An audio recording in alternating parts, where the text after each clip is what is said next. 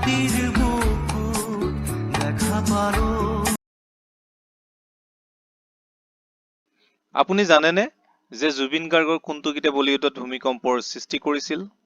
আপুনি জানে নেকি যে জুবিন গাৰ্গক কি উপাধি প্ৰদান কৰা হৈছিল? আপুনি জানেনে যে জুবিন গাৰ্গে কোনখন ছবিৰ বাবে ৰাষ্ট্ৰীয় পুৰস্কাৰ পাইছিল? তো নমস্কাৰ এস্পিৰেণ্টসকল, আজি আমি জুবিন গাৰ্গৰ বিষয়ে সকলো ধৰণৰ চাকৰি পৰীক্ষাত আহিবলগীয়া MCQ প্ৰশ্নখিনি আলোচনা কৰিবলৈ ওলাইছো। আৰু লগতে জুবিন গাৰ্গ অনুৰাগীসকলৰ বাবে শেষত কেইটামান প্ৰশ্ন আমি ৰাখিছো, যিসকলে জুবিন গাৰ্গক অনুসৰণ কৰে, যিসকলে জুবিন গাৰ্গৰ গীত ভাল পায়, জুবিন গাৰ্গৰ ব্যক্তিত্বটোক ভাল পায়, তেওঁলোকে শেষত থকা এই প্ৰশ্নকেইটাৰ উত্তৰ নিশ্চয় দিব পাৰিব বুলি আশা ৰাখিলো। তেন্তে বলক আমি ভিডিঅ'টোৰ প্ৰশ্ন উত্তৰ শিতানলৈ আগবাঢ়ো।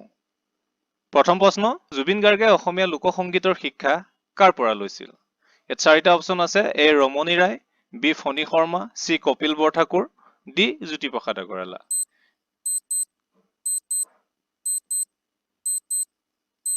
ইয়াৰ শুদ্ধ উত্তৰ হৈছে অপচন এ ৰমণী ৰায়। নেক্সট কুৱেশ্যন, জুবিন গাৰ্গে কোনখন ছবিৰ বাবে শ্ৰেষ্ঠ সংগীত পৰিচালক হিচাপে ৰাষ্ট্ৰীয় ৰজত কমল বঁটা লাভ কৰিছিল?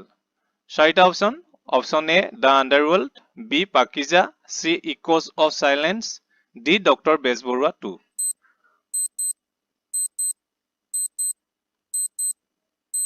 শুদ্ধ অপচন হৈছে option C echoes of silence. Next question, Zubeen গাৰ্গে অভিনয় আৰু সংগীত পৰিচালনা কৰা দীনবন্ধু ছবিখনে কেতিয়া মুক্তি পায়? অপচন এ 2000 চনত, বি 2004 চনত, চি 2008 চনত, ডি 2009 চনত।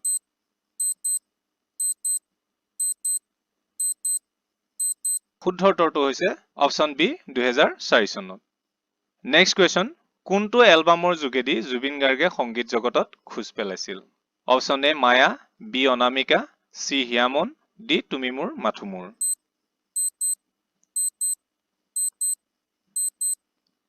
এই প্ৰশ্নটোৰ শুদ্ধ উত্তৰ হৈছে অপচন বি অনামিকা। আপোনালোকে প্ৰত্যেকটো প্ৰশ্নৰ উত্তৰ আমি কোৱাৰ আগতে কমেন্ট বক্সত জনাব, তেতিয়া আপোনালোকে পাব আপোনালোক এই সম্বন্ধে কিমান জ্ঞাত। ইয়াৰ পিছৰ প্ৰশ্ন হৈছে অনামিকা এলবামটিয়ে কিমান চনত মুক্তি লাভ কৰিছিল? অপচন এ 1992 চনত, বি 1993, চি 1989 আৰু ডি 1972 চনত।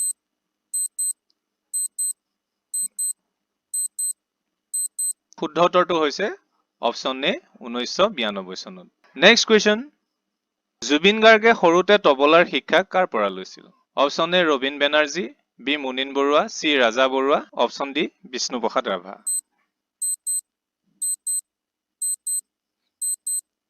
এই প্ৰশ্নটোৰ শুদ্ধ উত্তৰ হৈছে অপচন এ ৰবীন বেনাৰ্জী। নেক্সট কুৱেশ্যন, জুবিন গাৰ্গে প্ৰথম অভিনয় আৰু পৰিচালনা কৰা অসমীয়া ছবিখনৰ নাম কি? চাৰিটা অপচনৰ ভিতৰত অপচন এ মন যায়, বি তুমি মোৰ মাথো মোৰ, C mission China, D Kanchenjunga.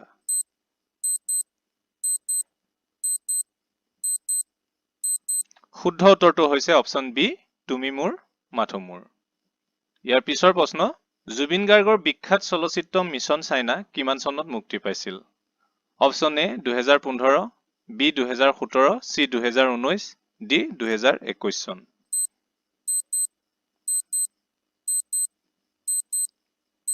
শুদ্ধ উত্তৰটো হৈছে অপচন বি 2017 চনত।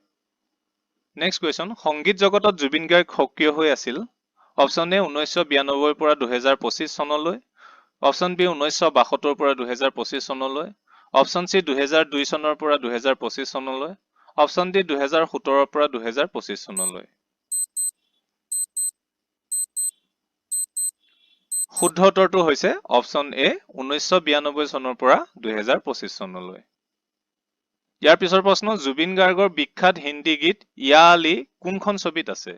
Option A big brother, option B Fiza, option C gangster, option D Kaante.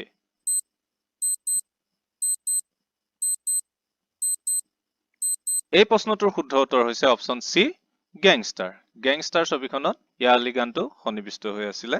এই ইয়া আলী গীতটোৱে 2006 চনত বলিউডত এক জোকাৰণিৰ সৃষ্টি কৰি গৈছিল আৰু এই গীতটোৱে সমগ্ৰ ভাৰতৰ লগতে গোটেই পৃথিৱী জুৰি জনপ্ৰিয়তা লাভ কৰিছিল। নেক্সট কুৱেশ্যন, জুবিন গাৰ্গক কেতিয়া বিজ্ঞান আৰু প্ৰযুক্তি বিশ্ববিদ্যালয় মেঘালয় অৰ্থাৎ USTM সন্মানীয় ডি লিট ডিগ্ৰী প্ৰদান কৰে? অপচন এ 2025 চনত, অপচন বি 2015 চনত, চি 2023 চনত, ডি 2024 চনত।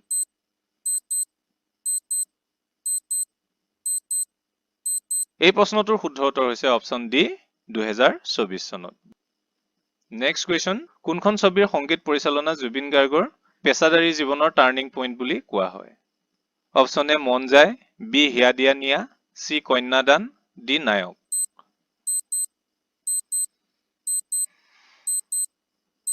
এই প্ৰশ্নটোৰ শুদ্ধ উত্তৰ হৈছে অপচন বি হিয়া দিয়া নিয়া। এই হিয়া দিয়া নিয়া ছবিখনত গীত গাই জুবিন গাৰ্গ সকলোৰে মাজত জনপ্ৰিয় হৈ পৰিছিল। নেক্সট কুৱেশ্যন, জুবিন গাৰ্গৰ জন্ম কিমান চনত হৈছিল?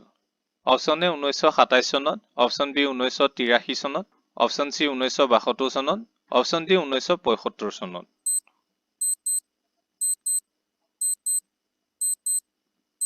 এই প্ৰশ্নটোৰ শুদ্ধ উত্তৰ হৈছে অপচন চি 1972 চনত। নেক্সট কুৱেশ্যন, জুবিন গাৰ্গক কি নামেৰে জনা যায়? Option A heartthrob, option B Goldie, option C Luit Kantho, option D ওপৰৰ গোটেইকেইটা।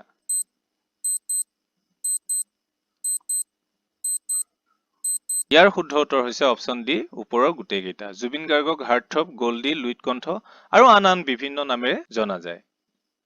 জুবিন গাৰ্গে মুঠ কিমানটা ভাষাত সংগীত পৰিৱেশন কৰিছিল?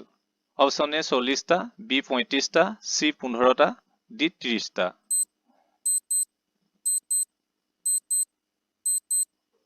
শুদ্ধ উত্তৰ হৈছে অপচন এ 40টা ভাষাত। জুবিন গাৰ্গে মুঠ 40টা ভাষাত সংগীত পৰিৱেশন কৰিছিল। নেক্সট কুৱেশ্যন, জুবিন গাৰ্গৰ মৃত্যু কেতিয়া হৈছিল? Option A 19 September 2025, B 21 September 2025, C 20 September 2025, D 23 September 2025।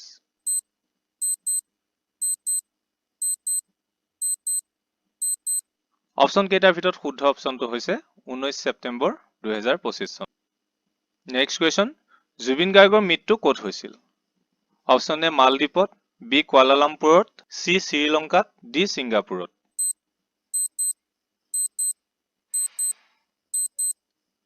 শুদ্ধ অপচনটো হৈছে অপচন ডি ছিংগাপুৰত। এটা ৰহস্যজনক দুৰ্ঘটনাত জুবিন গাৰ্গৰ মৃত্যু হৈছিল। নেক্সট কুৱেশ্যন, পৰৱৰ্তী সময়ত জুবিন গাৰ্গৰ কোনটো গীত প্ৰাৰ্থনালৈ পৰিণত হৈছিল? অপচন এ অন্ধ আকাশ, বি মায়াবিনী, চি বাটৰে শেষতে, ডি সপোন সপোন।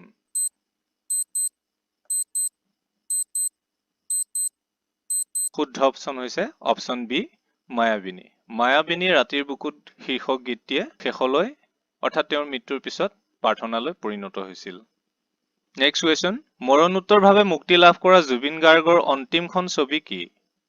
অপচন এ চিকাৰ, বি প্ৰিয়াৰ প্ৰিয়, চি ৰৈ ৰৈ বিনালে, ডি গানে কি আনে।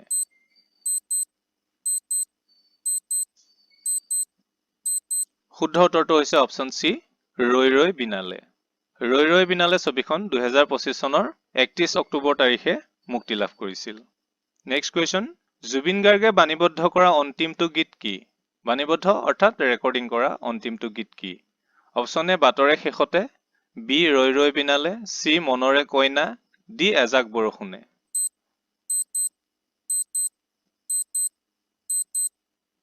শুদ্ধ উত্তৰটো হৈছে অপচন এ বাটৰে শেষতে। বাটৰে শেষতে গীতটো জুবিন গাৰ্গৰ অন্তিম বাণীবদ্ধ কৰা গীত। ইয়াৰ পিছৰ প্ৰশ্ন, জুবিন গাৰ্গে সৰ্বমুঠ কিমান গীত বাণীবদ্ধ কৰিছিল? অপচন এ 40,000ৰো অধিক, বি 38,000ৰো অধিক, চি 25,000ৰো অধিক, ডি 39,000ৰো অধিক।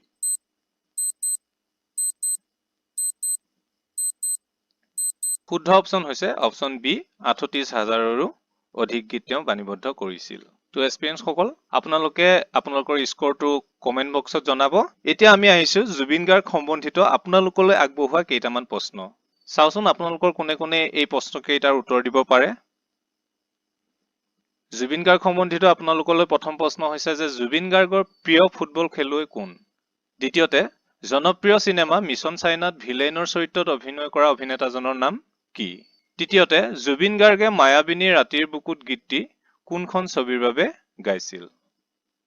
প্ৰিয় প্ৰত্যাশীসকল, আপোনালোকে আপোনালোকৰ উত্তৰবোৰ কমেণ্ট বক্সত জনাবলৈ নাপাহৰিব। অন্য এটা ভিডিঅ' আপোনালোকলৈ লৈ অহাৰ প্ৰতিশ্ৰুতিৰে আজিলৈ সামৰিছো।